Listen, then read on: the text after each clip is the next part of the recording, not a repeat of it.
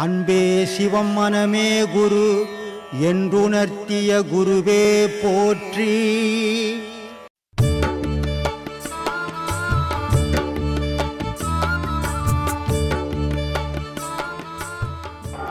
எல்லோருக்கும் ஆத்மா வணக்கம். உலகத்தில் இருக்கிற குரு பிரம்மஸ்ரீ நித்யானந்த ஐயா சீடர்களுக்கும் எல்லோருக்கும் ஆத்மா வணக்கம். சீடர்கள் எல்லோரும் சேர்ந்து 3ஆம் ஆண்டு செய்யும் பூஜை இது. குருவுக்கும் சீடனுக்கும் உள்ள தொடர்பு நீங்கள் எல்லோரும் அறிய வேண்டும். நீங்கள் எல்லோரும் கலந்து கொள்ளுங்கள். அனைவருக்கும் ஆத்மா வணக்கம். ஸ்ரீபெரும்புத்தூர்ல மே 17ஆம் தேதி நடக்குது. உலகத்தில் உள்ள அனைத்து ஐயாவோட சீடர்களும் விழாவை சிறப்பித்து கொடுக்குமாறு அன்போடு கேட்டுக்கொள்கிறேன். அனைவருக்கும் ஆத்மா வணக்கம். தீய எண்ணங்களை ஒழிக்க நல்ல மனிதனாக வாழ நம் குருநாதரை போல இருக்க வேண்டும்.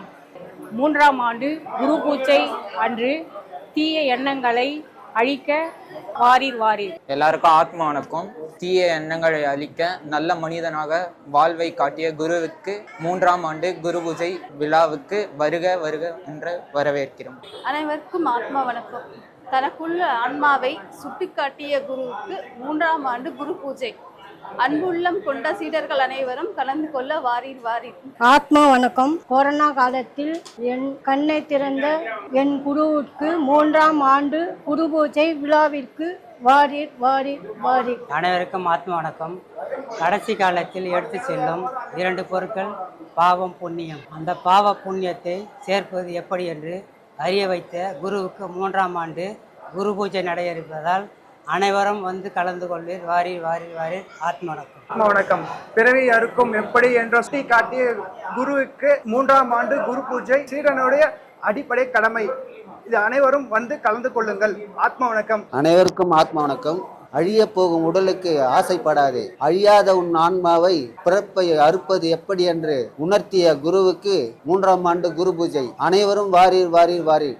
ஆத்மா வணக்கம். ஆத்மா வணக்கம். குடும்பத்தில் இருந்து தனக்குள் இருக்கும் கடவுளை அறிய வைத்த குருவுக்கு 3ஆம் ஆண்டு குரு பூஜை ஸ்ரீபெரும்புத்தூர் வன்னிய குல சத்திரத்தில் நடைபெற உள்ளதால் அனைவரும் சீடர்களும் பக்தர்களும் கலந்து கொள்ளுமாறு அன்புடன் வேண்டிக் கொள்கிறோம். எல்லாரும் படித்தாங்கன்னா அந்த எழுத்தை மட்டும் படிப்பாங்க. நான் அப்படி படிக்க மாட்டேன். நான் படித்தேன்னா இது எதுக்கு சொன்னாங்க, இது என்னது அப்படின்னு கொஞ்சம் ஆராய்வேன். அதில் கந்தசஷ்டியில் தேவராய சுவாமிகள் எழுத்துனது. அதில் சொல்கிறாரு, துதிப்போர்க்கு வல்வினைப்போம் துன்பம் போம், நெஞ்சில் பதிப்போர்க்கு செல்வம் பலித்து கதித்து ஓங்கும், நிஷ்டையும் கைகூடும் நிமரருள் கந்த சஷ்டி கவசந்தனை, அமரர் இடதீர அமரம் புரிந்த குமரனடி நெஞ்சே கூறினார். இது எல்லாரும் படிக்கிறாங்க.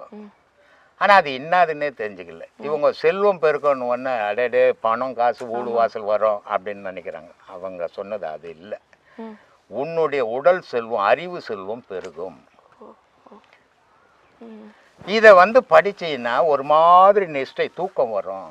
இந்த தூக்கத்திலேயே படி. ஏன்னா அது அவரே சொல்லுவார். பாலன் தேவராயன் பகர்ந்ததை காலையில் மாலையில் கருத்து ஒரு நாளைக்கு 36 வாட்டி படிக்கணுன்றது.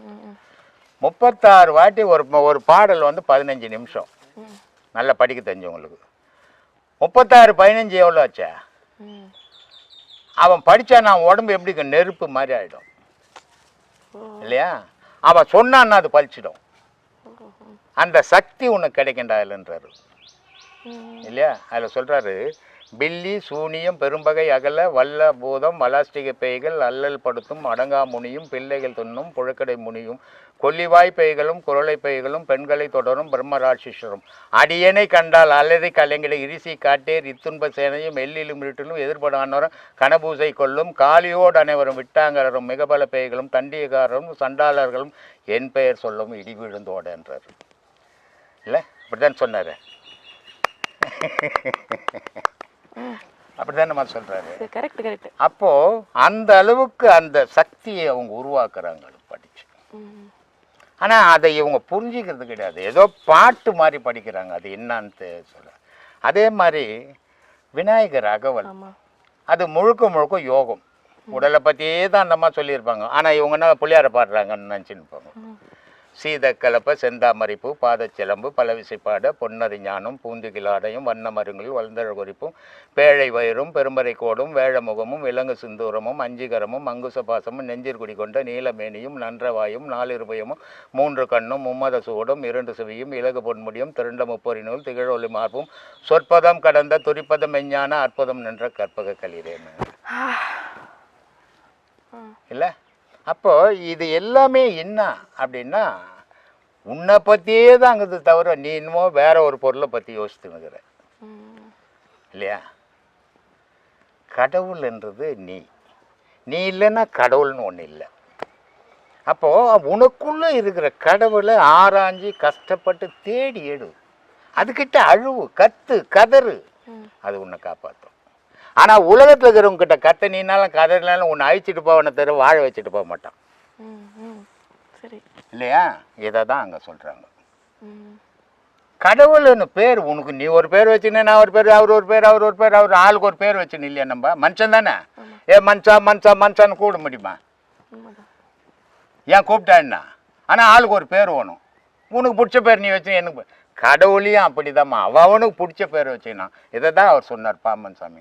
அண்டமாய் அவனியாகி அரியன பொருளுமாகி தொண்டர்கள் குருவுமாகி துகிலாறு தெய்வமாகி என் திசை போற்றி நின்ற எண்ணருள் ஈசனான திந்தரல் சரவணத்தான் தினமும் என் சிரத்தை காக்க ஆதியாம் கையில செல்வன் அணி நெற்றி தன்னை காக்க அப்படின்னார் இல்லையா? இப்படி ஒவ்வொரு மனிதனும் எங்கே எத்துன்னு வரான் சுற்றி சுற்றி சுற்றி உன் உடலுக்குள்ளே தான் வந்துடுறான். ஏன்னா தெய்வம்ன்றது உனக்குள்ளே இருக்குதுன்னு எல்லாரும் சொல்லிட்டான் இல்லையா? பாம்பாட்டி ரொம்ப அழகாக சொல்ல, கடவுளை உணரணுன்னா எப்படா உணரணும்?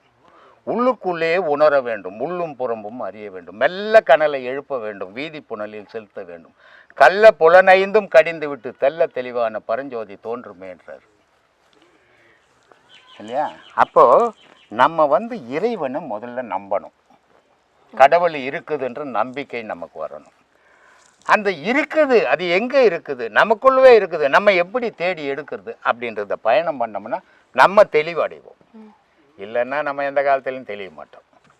பேய் பிடிச்ச மனுஷன் மாதிரி தான் சுற்றி நிற்போம் இல்லையா? இப்போ நம்ம நான் உபதேசம் வாங்கியிருக்கேன். நான் திருவண்ணாமலையிலேருந்து வரேன். இப்போ நான் இங்கே ஆசிரமம் பௌர்ணமின்னா வரேன். இப்போ திருவண்ணாமலையில் இருக்கக்கூடிய ரமணர் ஆசிரமம் சசாஸ்திரி மகரிஷி ஆசிரமெல்லாம் இருக்குது.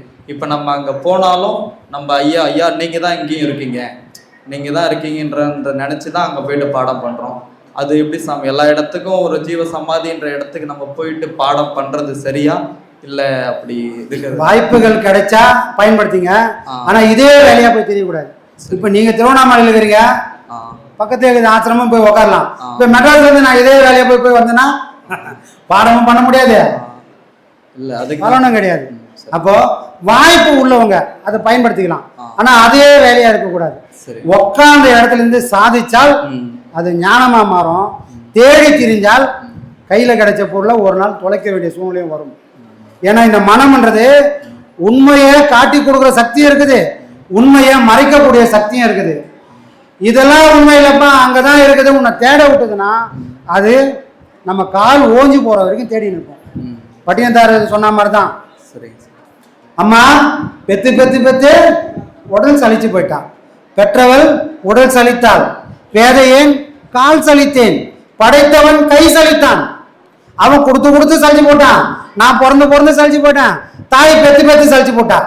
இந்த சலிப்பு வரக்கூடாதுன்னா நாம திரியதை நிறுத்திட்டு ஒரே இடத்துல உட்காந்து சாதிக்கணும். திரிய ஆரம்பிச்சா கட்டாத நாயெல்லாம் காவலுக்கு ஒப்பாது. மனமும் கூட நாய் மாதிரி தான்.